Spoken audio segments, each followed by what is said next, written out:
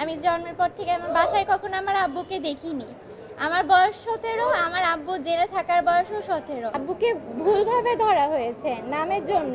আমার আব্বুর নাম আর আমার দাদুর নাম আরেকটা আসামির নাম আর তার বাবার নামের সাথে মিল রয়েছে।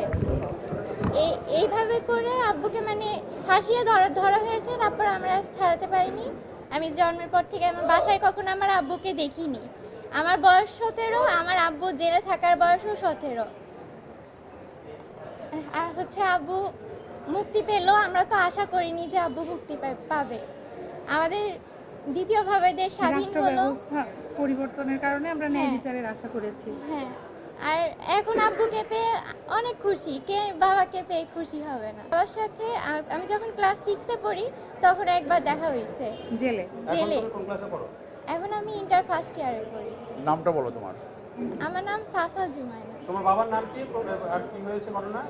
বাবার নাম জাহাঙ্গীর আলম। আব্বুকে ভুলভাবে ধরা হয়েছে নামের জন্য।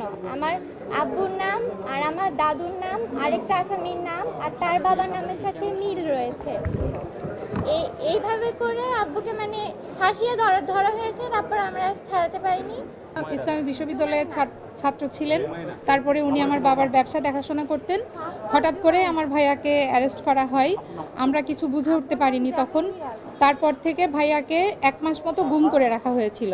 1 মাস পরে আমরা আমার ভাইয়ার খোঁজ পাই। 1 মাস মতো আমরা হন্যে হয়ে খুঁজেও কোথাও আমার ভাইয়ার কোনো হদিস পাইনি। তারপরে এতদিন ধরে মামলা চলছে। আমরা আশা করেছিলাম জজ কোর্টেই আমরা খালাস পাবো, কিন্তু 2018 সালের যে রায় হয় সেখানে আমরা আমাদের ন্যায় বিচার, প্রত্যাশিত বিচার আমরা পাইনি।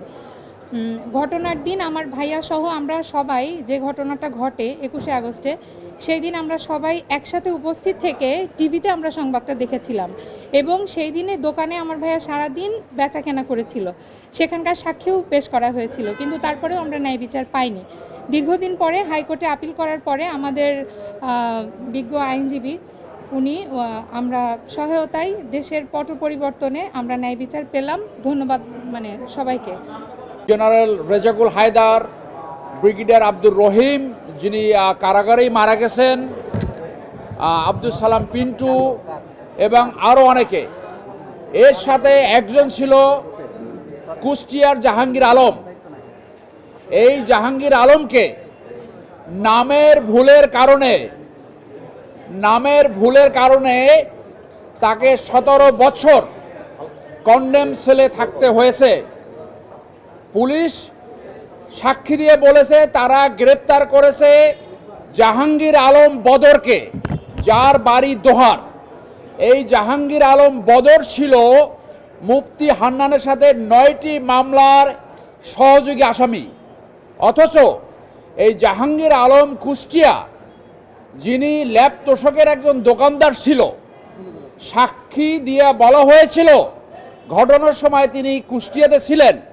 এরপরও অত্যন্ত অন্যায্যভাবে, অত্যন্ত অন্যায়ভাবে তাকে পাতানো সাক্ষী দিয়ে তাকে ডেথ সেন্টেন্স দেওয়া হয়। 17 বছর তিনি এই কন্ডেম সেলে ছিলেন। আজকে আমরা ন্যায় বিচার পেয়েছি।